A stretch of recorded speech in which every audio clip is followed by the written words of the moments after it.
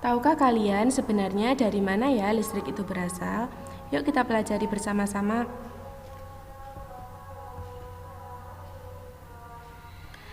Bismillahirrahmanirrahim. Assalamualaikum warahmatullahi wabarakatuh. Selamat pagi anak-anak hebat. Bagaimana kabar kalian hari ini?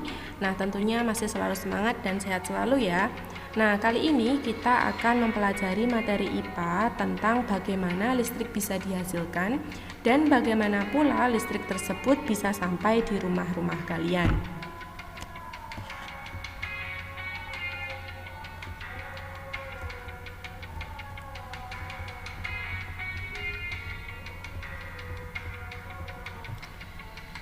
Nah, ternyata energi listrik diproduksi dari yang namanya pembangkit listrik.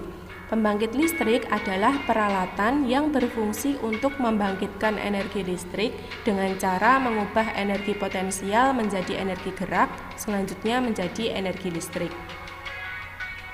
Bagian utama dari pembangkit listrik adalah generator, yaitu mesin yang berputar yang mengubah energi mekanis menjadi energi listrik dengan menggunakan prinsip medan magnet dan penghantar listrik. Mesin generator tersebut diaktifkan dengan menggunakan berbagai sumber energi yang sangat bermanfaat dalam suatu pembangkit listrik.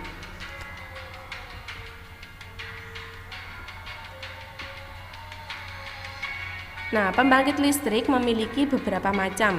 Yang pertama adalah PLTA atau pembangkit listrik tenaga air. Yang kedua, PLTU atau pembangkit listrik tenaga uap. Yang ketiga, PLTG atau pembangkit listrik tenaga gas. Dan yang keempat adalah PLTD atau pembangkit listrik tenaga diesel. Kemudian yang kelima ada PLTB atau pembangkit listrik tenaga bayu atau angin. Kemudian ada PLTN, pembangkit listrik tenaga nuklir. Dan yang terakhir ada PLTS atau pembangkit listrik tenaga surya.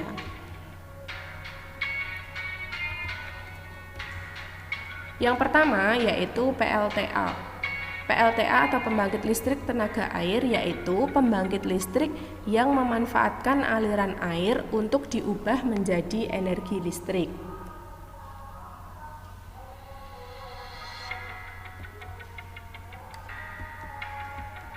Komponen PLTA atau bagian-bagian dari PLTA yang pertama adalah waduk atau bendungan. Waduk ini berfungsi untuk menampung atau membendung air.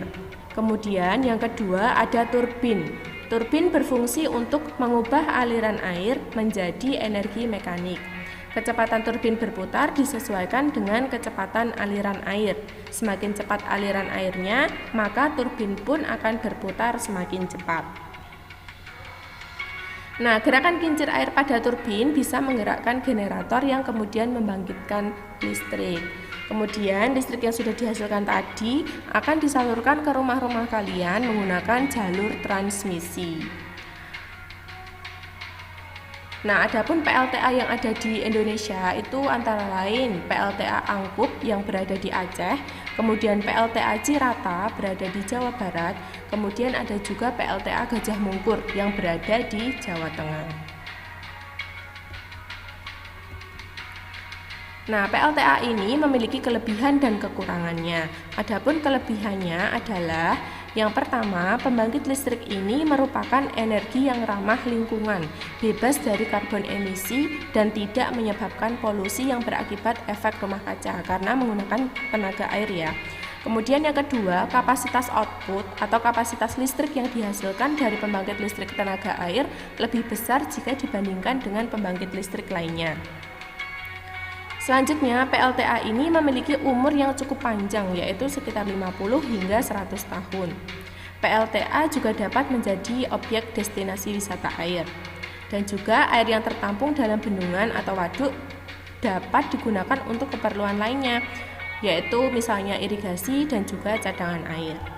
Adapun kekurangannya adalah yang pertama, pembangkit listrik ini membutuhkan investasi yang besar.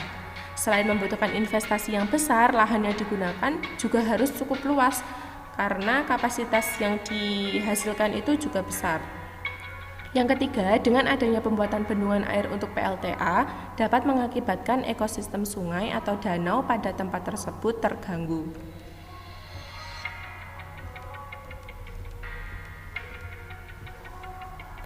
Dalam ruang lingkup yang kecil, beberapa daerah menggunakan pembangkit listrik secara mandiri.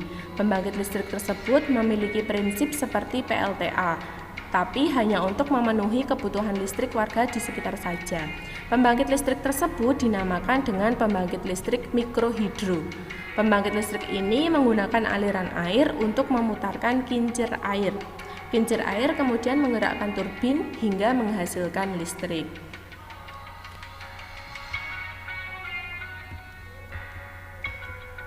Nah, adapun pembangkit listrik yang kedua yaitu PLTU atau pembangkit listrik tenaga uap, yaitu pembangkit listrik yang memanfaatkan uap untuk diubah menjadi energi listrik.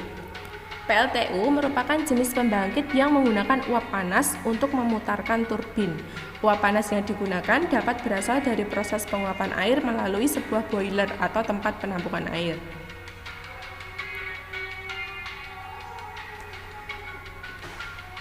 Pembangkit ini menggunakan bahan bakar batu bara maupun bahan bakar minyak untuk memanaskan air.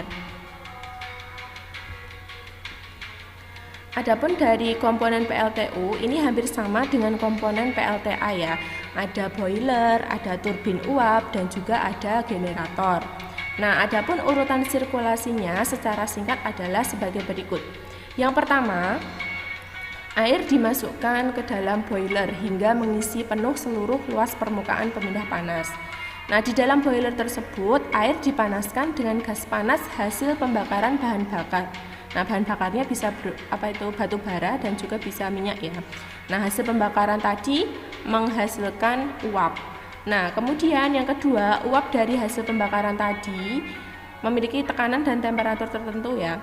Kemudian dialirkan atau diarahkan menuju ke turbin sehingga turbin bisa berputar dan menghasilkan daya mekanik berupa putaran. Nah, ketiga, generator yang dikoppel langsung dengan turbin berputar menghasilkan energi listrik sebagai hasil dari perputaran medan magnet dalam kumparan. Sehingga ketika turbin berputar dihasilkan energi listrik dari terminal output generator. Jadi air yang sudah dipanaskan tadi menghasilkan uap. Kemudian uapnya diarahkan menuju turbin sehingga turbinnya bisa berputar. Nah, karena turbin sudah dikoppel dengan generator, maka generator pun juga ikut berputar sehingga menghasilkan energi listrik. Nah, uap yang sudah masuk ke turbin tadi tidak semuanya diubah menjadi energi listrik, ada juga uap yang sisa. Nah, uap yang sisa tadi masuk ke dalam kondensor. Nah, tujuannya untuk apa? Uap yang sudah masuk ke kondensor tadi didinginkan hingga berubah menjadi air kembali. Nah, setelah masuk ke kondensor, air yang sudah didinginkan tadi disebut dengan air kondensat. Air kondensat hasil kondensasi uap kemudian digunakan sebagai air pengisi boiler. Jadi walaupun uapnya tadi tidak semuanya dihasilkan listrik, tapi didinginkan kemudian masuk lagi ke dalam boiler. Demikian siklus ini berlangsung terus-menerus dan berulang-ulang. Nah, adapun PLTU yang ada di Indonesia antara lain PLTU di Belawan yaitu di Sumatera Utara. Kemudian PLTU di Muara Karang di daerah Jakarta. Kemudian ada juga PLTU Semarang di Jawa Tengah. Nah, PLTU ini juga memiliki kelebihan dan kekurangan. Adapun kelebihannya yaitu yang pertama, teknologi yang digunakan sudah maju. Kemudian biaya bahan bakar juga rendah. Yang ketiga, usia pakai bisa lama. Adapun kekurangannya yaitu biaya investasi awal tinggi, emisi karbon tinggi. Karena tadi menggunakan proses pembakaran ya. Proses pembakaran batu bara atau minyak bumi, jadi menghasilkan karbon dioksida yang tinggi. Kemudian lokasinya tidak fleksibel, sebisa mungkin dekat pelabuhan atau sumber air yang besar untuk pendinginan.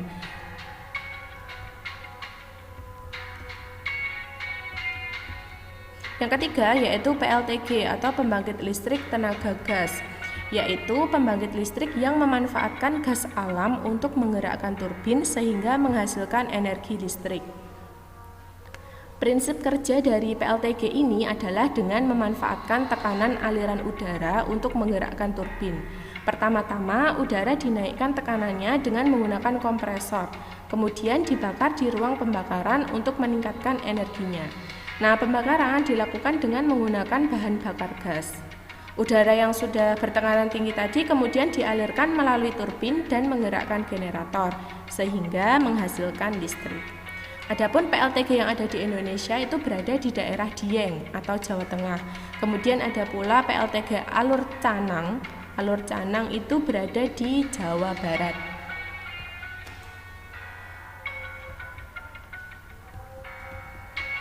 Nah, kelebihan dari PLTG yang pertama, efisiensi lebih tinggi, konstruksi sederhana dan area yang dibutuhkan juga lebih kecil. Selain itu, kapasitas elektrik lebih bervariasi, lebih ramah lingkungan jika dibandingkan dengan PLTU. Kecepatan dalam merespon kenaikan power juga lebih tinggi.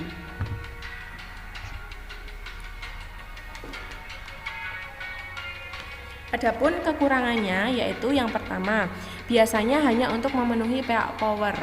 Jadi untuk kapasitas tertinggi. Selanjutnya, polusi suara dan juga biaya operasionalnya lebih tinggi. Yang keempat ada PLTD atau pembangkit listrik tenaga diesel, yaitu pembangkit listrik yang menggunakan mesin diesel untuk menggerakkan generator sehingga menghasilkan energi listrik. PLTD memanfaatkan sumber energi dari bahan bakar solar untuk menghasilkan energi. Jenis pembangkit listrik ini tidak ditujukan untuk memenuhi kebutuhan listrik dalam skala yang besar, namun lebih cocok untuk mencukupi kebutuhan listrik yang kecil. Biasanya digunakan di desa-desa atau di daerah terpencil. Nah, untuk PLTD ini di Indonesia ada PLTD Trisakti, itu terletak di Kalimantan. Selanjutnya ada PLTB atau pembangkit listrik tenaga bayu atau angin, yaitu pembangkit listrik yang memanfaatkan turbin angin atau kincir angin sebagai generator untuk mengubah energi angin menjadi energi listrik. Nah, PLTB ini di Indonesia ada PLTB Sidrap, yaitu di daerah Sulawesi Selatan. Kemudian ada PLTN. PLTN adalah pembangkit listrik tenaga nuklir, yaitu pembangkit listrik yang menggunakan satu atau lebih reaktor nuklir sebagai sumbernya. Nah, untuk di Indonesia sendiri, PLTN ini belum ada ya, baru sampai tahap pengembangan. Jadi ada rencana untuk membuat PLTN, tapi untuk saat ini belum ada.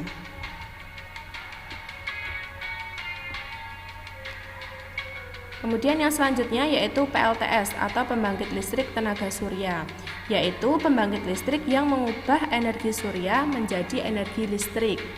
Nah, peralatan yang digunakan berupa panel surya, yaitu sebuah alat berbentuk lempengan logam yang mampu mengubah energi matahari menjadi energi listrik. Nah, bisa kalian perhatikan, pada proses pembangkitan energi listrik di pembangkit listrik, terjadi proses perubahan energi gerak menjadi energi listrik. Nah, setelah proses tersebut, energi listrik dialirkan melalui jaringan kabel ke daerah-daerah yang memerlukan. Energi listrik yang dihasilkan tersebut harus diubah menjadi tegangan yang sesuai. Lalu, bagaimana listrik bisa sampai ke rumahmu dan dapat menyalakan peralatan listrik? Berikut adalah penjelasannya. Yang pertama, energi listrik yang dihasilkan oleh pembangkit listrik tadi sudah siap untuk disalurkan. Jadi, entah itu pembangkit listrik tenaga air, uap, gas, dan lain-lain, siap untuk disalurkan. Yang kedua, energi listrik disalurkan terlebih dahulu melalui kabel-kabel besar yang terpasang di menara sutet atau saluran udara tegangan ekstra tinggi.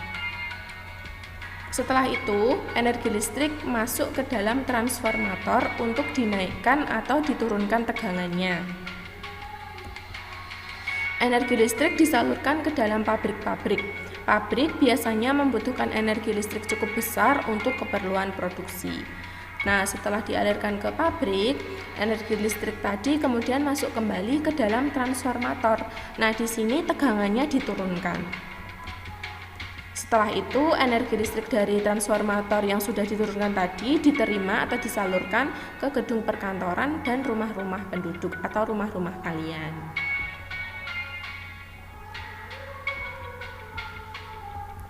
Nah, demikian tadi ya proses bagaimana listrik dihasilkan atau diproduksi dan bagaimana pula listrik bisa sampai ke rumah-rumah kalian. Semoga materi kali ini bisa bermanfaat ya. Wassalamualaikum warahmatullahi wabarakatuh.